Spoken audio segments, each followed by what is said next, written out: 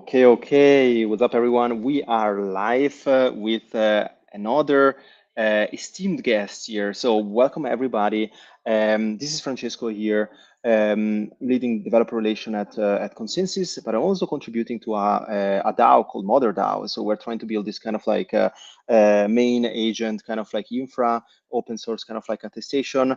But here we're speaking, and I think people are used to kind of like this live stream right now, but we're speaking with very interesting kind of like agent builders and ecosystem leaders. And today we're sit down here with Ethan from Borderless Ventures. And actually, Ethan, it's an honor to have you here. You want to quickly introduce yourself? Sure. Well, thanks for having me, Francisco. Most people probably have seen me just because I speak at a ton of conferences. I think I did 84 of them last year, so that's a little nuts. Most of it's actually in general tech, a lot of AI, but like things like Web Summit or big events like that are not necessarily crypto or Web3, but then other stuff that is some of the crypto events and things like that, especially in Western, Central, Eastern Europe, the events that are here, a little bit in Southeast Asia. Work-wise, Borderless Ventures is a family office and a syndicate, so a kind of a large grouped investment kind of community based in Tallinn, in Estonia, and in Singapore. I've been involved in the crypto space, since this is probably a fairly crypto audience, since 2015. Which for me seems late, but for most people I think seems early. And so it's been a fun ride for a while with all of these things. But a lot of what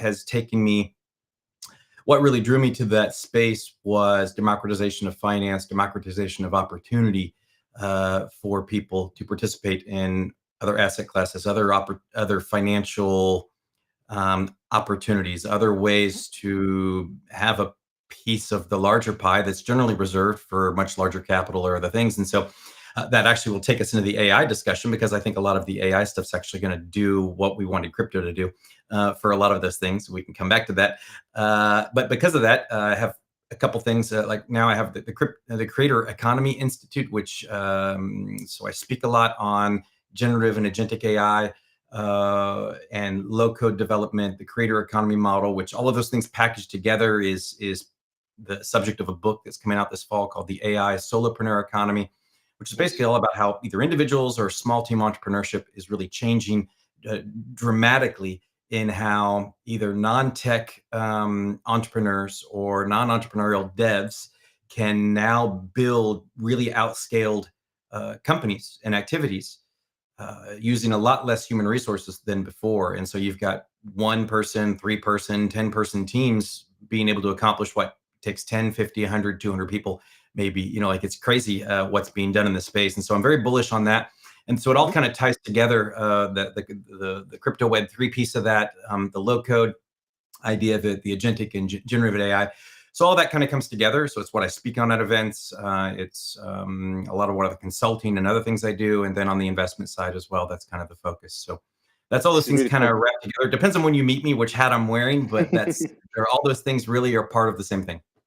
Look, it's very interesting also the fact that you have this kind of like Web 2 exposure, because obviously like agentic AI has been around and has been kind of like battle tested in Web 2 a lot, especially when people are starting to speak about kind of like workflow optimization. So I think like this kind of like view of having like the Ethan also Web 2 and Web 3, I think is giving a lot of like unbiased opinion. And he's also like kind of like seeing, okay, this is something that we kind of like could learn from the kind of like the Web 2 workflow and Web 2 builders.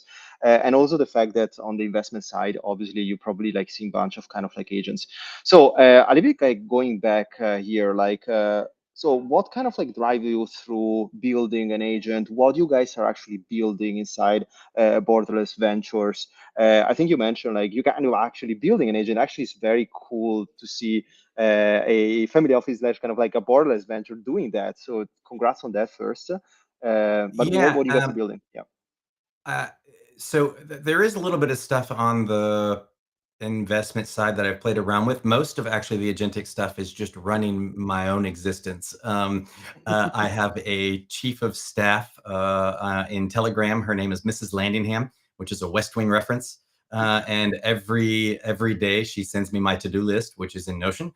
and I can send her new to-dos that she adds to Notion. She sends me all kinds of alerts for other things that go on in my life that I'm supposed to pay attention to, so that my ADHD brain will actually get stuff done. And so she stays on top of everything I'm supposed to do, and she's a bot. And that is actually innate in and a workflow that Nice. processes all kinds of things. I've got other agents that basically read all of my newsletters and summarize all of the trending topics for me, so I know what's going on, so I don't have to read everything. But I have a dashboard that I've built that then allows me to click through on any of those subjects and actually Mhm. see the relevant pieces of the email from the newsletter. So then it allows me to subscribe to a couple of hundred newsletters and be Mhm. able to actually absorb more info than before when I just archived all that shit and didn't pay any attention to it. And so that's one. I've got others that help with content creation. Mhm. Again, basically kind of keeping an eye out on what people are talking about and other things. There's several other things for administration around just several companies, and so I'm helping organize accounting and administrative tasks and other things that could have been sent or were previously sent maybe to executive assistants or real Nice. people to maybe do stuff. All of that stuff can now actually be done primarily through agents. And the mixture of that technologically are platforms like N8N, like Nathan, or actually I also have a dedicated server that I built a bunch of stuff in Python that runs on its own too, depending on what that stuff is. My background way back was electrical and computer engineering, so I would Nice. not call myself a dev, but I'm dangerous in front of some code, so I can hack things together and make it all work. Which is again the magic of a lot of this is being able to understand it enough really helps bring out the power of it without Yes. having to be a dev in terms of actual daily experience and work. Mhm. So there's just a lot of different stuff there. It's mostly around looking at all the repetitive tasks in Mhm. life and deciding, well, I'm just going to make that a workflow. And so there's just a whole bunch of those. I was last night I was putting one together that just basically all the things I used to have to go through and manually backup out there on the web. Mhm. I built a workflow that just goes and does all that. And Amazing. Yeah. so just it's all about saving time and about having uh, efficiencies there, but also just the learnings of it by building some of that stuff. Whether it actually is super necessary, it teaches me more about what the things can do. Oh yeah. Um, Yeah. so there's a ton of that. I run probably at least one deep research report a day on either ChatGPT, well, actually, usually both ChatGPT and Gemini, Mhm. Mhm. which usually spits out 30, 40, 50 pages on some random topic I wanted to know more about. And that's also a great thing that lets me absorb a ton more Yes. deeper info every day. That is really my job, is learning things and being able to explain them to others or stay up to date on what's happening. As all this speeds up, it's so much harder to keep track, and there's just too much news or too many new things or too much stuff. So having somebody filter that and kind of group it together is one of the main purposes for me of agents. But it's really just about taking everything admin, everything that's in my life that needs um, Yeah, like optimized or removed from optimization, my right? existence and giving it to Nice. agents. Nice. It's very cool. I mean, this live stream is all about, how to actually practically use AI as a solo entrepreneur. I think first you can actually like build and work stream specific kind of like verticals of your, let's say, agentic life. Like maybe let's dive a little bit like more specifically, right? Where are kind of like in terms of like priority. So for people actually to learn, what are kind of like the main verticals that you are optimizing kind of like right now? You mentioned kind of this reporting, the morning reports. And is there also something, are you actually building the agent actually like that is actually much more than the workflow itself, like an innate workflow is actually something that has some kind of like, agent thinking behind it? Or let's kind of like granularly divide this couple of like things. Well, most of those, not all of those workflows need to send anything out to an LLM to have any Mhm. generative work done. But definitely the stuff that has to summarize things, the stuff that has to have any um, kind of reflection on what to think Mhm. about. then that Hmm. stuff does have that involved. And so any of the administrative things that involve that do. A lot of the stuff is, so the reality is a lot of agentic workflows are basically just Zapier from 10 years Yes. ago. And Yes. they don't necessarily have to be more than that if there's no need for generative capabilities, because you're not really analyzing or summarizing or creating new content based on that. The difference is, however, though, is because of the newer version of a lot of the agentic tools, or even if you look at things like Claude with MCP, or if we look at all these other tools that are out there, that now the libraries allow us to do a lot more either scraping or using the web as an agent without the websites needing to know that we're not a human. That stuff is so much more efficient now, to where we can, even if a lot of this is similar to what we could do with Zapier from the beginning, or if Hmm. this then that, or any of those platforms, the tools now are a lot more powerful for us to basically automate everything that we connect to digitally. So I think that's the first piece of it, is a lot of the workflows are not necessarily AI, because they don't have generative stuff thrown in there, and the nodes are not really doing any thinking. But to be fair, a lot of the stuff that's behind those is powered by AI, because it's allowing them to do what they do better, even if you're not actually doing generative. But then move that forward to the second piece, which is any of the stuff that has to analyze, like all the emails, for example, all the newsletters that come in, any kind of summaries. I can also ask it to write content based on any of those. Any of Hmm. that kind of stuff is definitely generative. Nice. Um, the Yeah, it for me. That's primarily it. Is it's there's the If there's a lot of stuff to analyze or think through, then generative might come into it. But a lot of it's just workflow processing. I have Nice. another one we can talk about, which basically looks at meme coins and NFTs all day, and tells me when there's something interesting and sends me a Telegram post.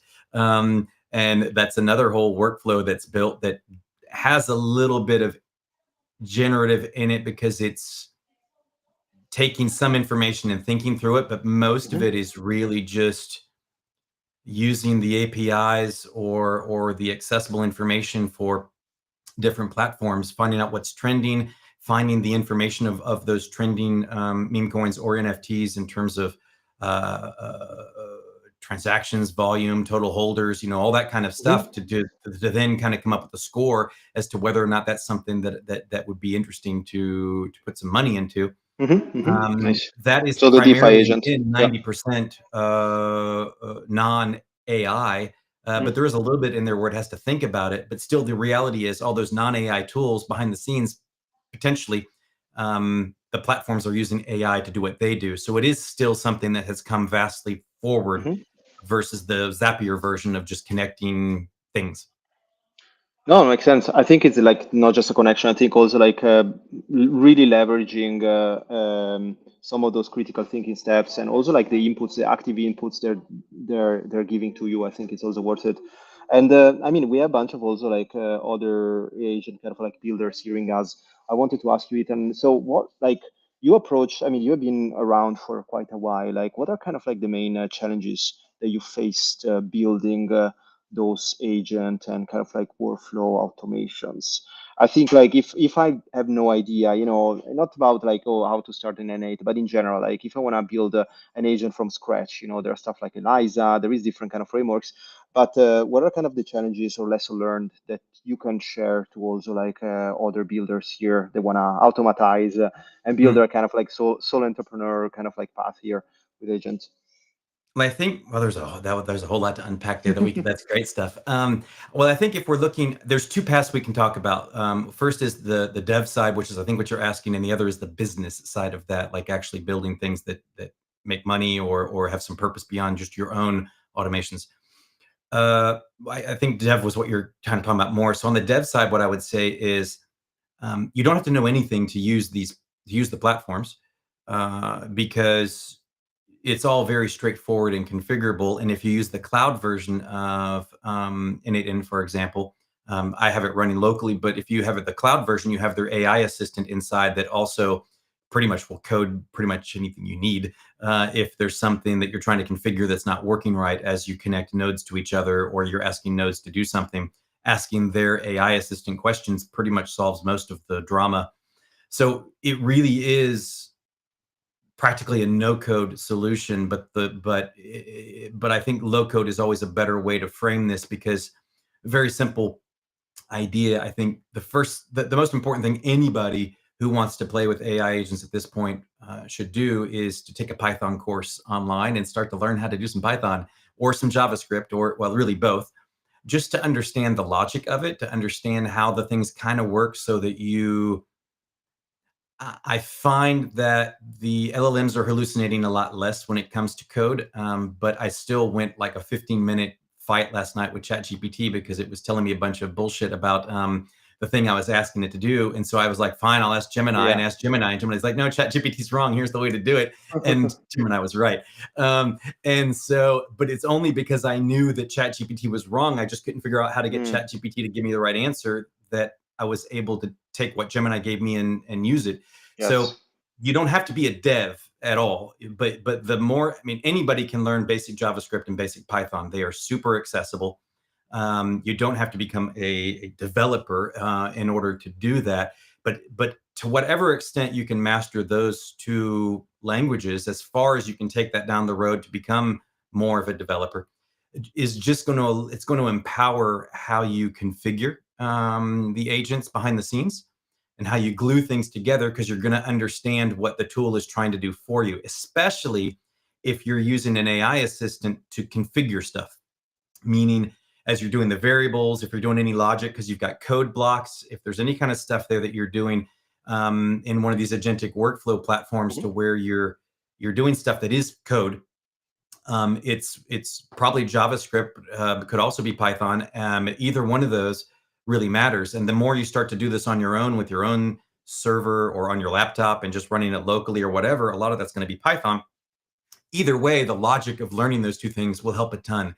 That's what I'd say the most important thing is you do not have to be a dev in any accomplished way to do it okay. And the big point I think that matters with all of this, the solopreneur discussion especially, where it's really one person building something. But actually I take solopreneur and break the word a little, because there are very few, almost all the solopreneurs I know that have made more than 20 bucks in their pocket probably have have an assistant somewhere in Southeast Asia, or some people that they use on Fiverr or whatever. So I believe solopreneur is a bit of a misnomer anyways, but it does hold the concept together, as somebody who is probably one person leveraging other tools to get stuff done, whether that's other people, but not maybe employees directly, or other things. But I also extend that really to, I think the larger discussion is small team entrepreneurship, the ability for 3 to 8 people to do what it used to take 10, 50, 100, 200 people to do, even just last month or last year or a couple years ago. And that's creating incredibly interesting opportunities to build revenue generating companies uh, from the beginning, building micro SaaS, Yeah. building things that do one thing well or okayish, and be able to monetize that through community. And I think that's a really powerful opportunity that Agentic is doing. And to do that well, you can be a non-technical, entrepreneur and have an idea and build with all the low-code tools. But I really encourage people to go down the rabbit hole a little bit to become a bit of a JavaScript and Python um, capable person, because that just empowers everything you're going to want to build. No, makes sense. And Ethan, we're almost here on time. We have another 2 minutes plus maybe kind of a couple. But I want to ask you, so what's happening? Like, where is the space going, right? Like, obviously, like I mean, Y Incubator also like mentioned that was that 80% of the portfolio company had something like 90% of AI generated code. Solo entrepreneur batches are also like coming up. So there is, I think, a lot of powerful ways where kind of like the space is going. But what is your thinking around kind of more, from workflow to agentic economies? Where are things actually like going? Where do you envision, like even I would say even in 6 to 8 months, because the space is moving so fast right now. Mm. I think a lot of the trainings, or a lot of the private speaking that I do, that's not the public stuff. That the public stuff gets me the private stuff. So the private stuff is a lot of big companies, enterprise, corporate type things that their teams are wanting to now figure out how to to augment processes using workflows. So that's a big discussion. Every big company out there, not just tech companies, are having these conversations. And so I think that's just going to continue moving really forward. And I think so from a solopreneur, small team entrepreneurship perspective, the ability to build stuff for that crowd is super interesting because they've got tons of stuff that there are. I'm curious what the number of the percentage of employees in big companies is that basically do one or two things every day just over and over again, and all of those jobs are toast um, because of AI, because it's not efficient. And eventually somebody's going to build an agent that does that stuff, especially if there's no creative or analytical thinking involved, and it's just repetitive business tasks, moving data around, putting things together, putting this thing from over here, creating content from, you get a report, you have to make a PowerPoint from it. I mean, half the consultants at McKinsey are agents at this point, because that's all they've ever been. They're processing information and they're producing deliverables from that.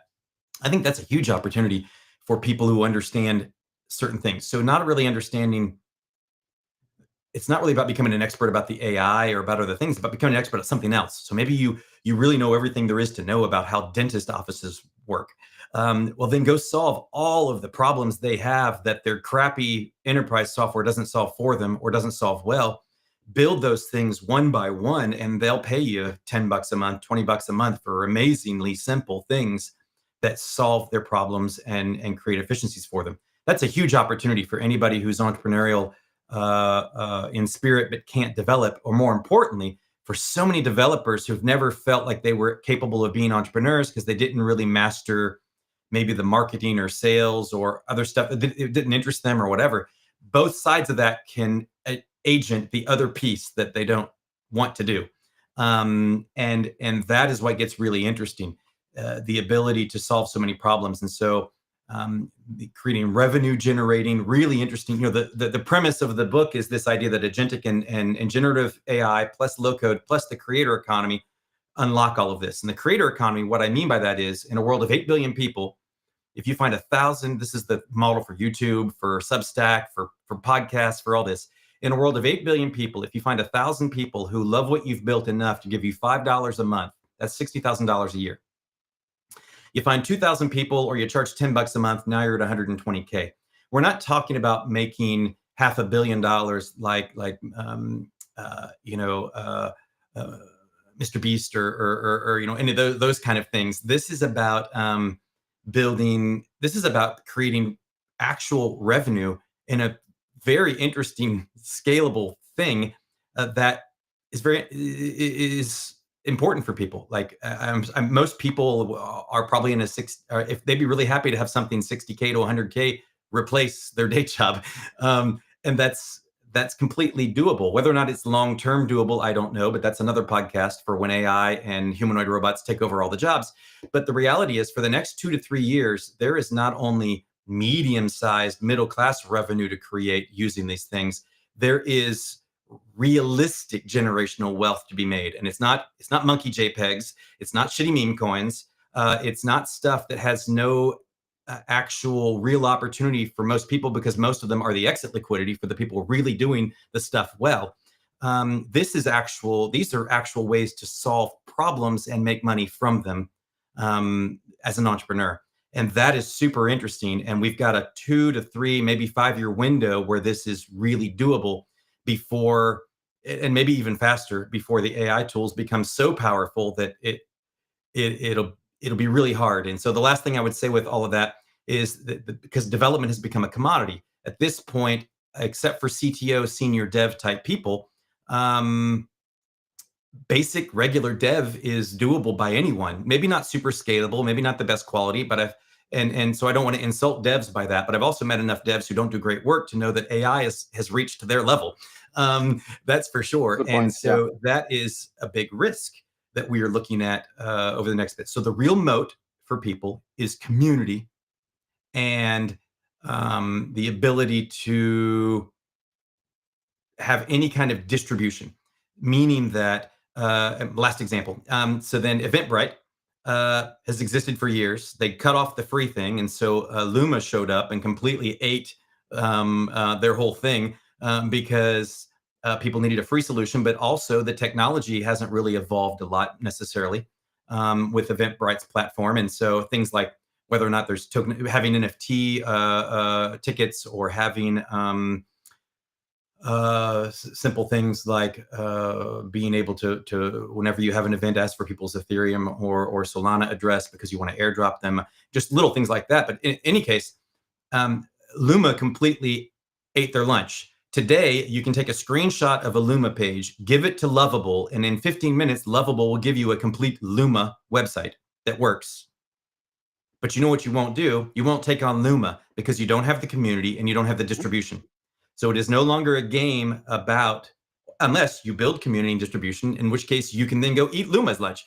But the point is that it's not about the dev anymore. It's really about having community and having distribution. We're seeing lots of influencers or content creators raise venture capital because they're building things on top of their community. That's the future.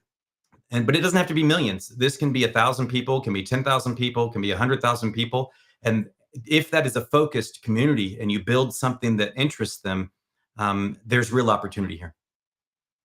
I mean, I really agree on what you say, Dayton, because I'm advocating a lot around, where we should position ourselves around, what is coming after you're on production, what is coming after MVP. Why copying kind of like business model is not sometimes working if you're just technical. And I think like what you're saying around first community, but I think also distribution capability is something that will be always more relevant, right? That even like not just I would say not even like VC, but also like users will be kind of like defining. I want to go with this product because there is reach, there is distribution. I know it's accessible, but and I think it's super important this part. Okay, sounds good. Ethan, I think like we need to kind of like I think like you could not really like close this up as good like with this kind of like final statement. I really like also what people are saying here in the chat. Well, thanks everyone all wants to build even more. I think also the lesson learned here is that building with MEP, even if you're a solo entrepreneur, I think surrounding yourself with kind of like workflows and automations, and in this kind of like agentic kind of reality is something that you need to do, but also focusing around the distribution. I think one thing is also important to think about also like networking as itself is becoming also more and more important because it's part of kind of the distribution strategy. And when you will start to see much more kind of like agents reaching out, I think what is more important is the relationship side. And I'm a big advocate because my basically like I'm a dev at profession, right? And developer relation is all about was really technical, but at the same time, the relationship now is getting more and more important. Sounds good, Ethan. Any closing word? Yeah, go for it. That's a great point. The only thing I would underline is I also, even though community and distribution are the new moat, I don't want developers to think that they can't build things because they maybe are not overly social or interested in being comfortable because they like sometimes the personality for devs is they're quiet, they're introverted, they like to stay home and code and do their thing, and that's completely respectable. Agentic can be the piece that builds community and does a lot of that interaction. You don't necessarily have to go stand on stage and talk about your stuff or go to events and meet everyone. Obviously, that's another amazing way to build community and get a much bigger degree of distribution. But you can also just have social media accounts and create faceless content on YouTube or type all kinds of things on Twitter and Threads and whatever, and create lots of shorts and all that kind of stuff without ever having to meet another human being. So you can build community and build distribution, even if you're not somebody who wants to go do the social piece of that. I want to respect that because a lot of the devs that I love in my life do not go to events and they are not interested in that piece. So in the same way that this is opening up opportunities for non-developer entrepreneurs because they can do the dev side, I actually believe very much so that this opens up opportunity to be entrepreneurial and scale for developers because agents can do a lot of that community and other stuff. So yeah, I think that's the last thing I would just add to that. Feel free to go to the link that I posted when I retweeted this, or I'll post it as well, maybe under your post, for the pre-order of the book. That's always useful. I Nice. appreciate that a lot. Feel free to ask lots of questions. There'll be lots of free stuff coming at that list. So maybe the books too. So the sign up on that, and I'll keep you posted. But always happy to connect with people on any of the social networks. LinkedIn's the professional thing for me, but obviously, you have to be everywhere. So whichever one people prefer, feel free to send me a message, and I try to get through them. Awesome. Awesome. Thank you so much, Ethan. Thank you so much, everyone, for actually listening to. We actually will share some of those links that you mentioned, and very excited. Actually, I think you're the first person in the live stream actually like really hands-on writing a book. So I think that's a shout out also like to you on doing that. We definitely need also like more overview and kind of like a high level overview, but in the same time, this overview need to come from people like actually in their hands-on. And I think you're actually not just writing a book, but you actually like using the tooling. So I think it's getting more and more important. Awesome. Thank you so much, everyone. Also like to listening and engaging in the chat. We will send some links. And yeah, until that time, I will probably see you in some conference or online. Thank you so much, Awesome. Ethan. Thanks so Thanks, much Francisco. for listening Yep. up. Awesome. Thanks, everyone. Bye-bye.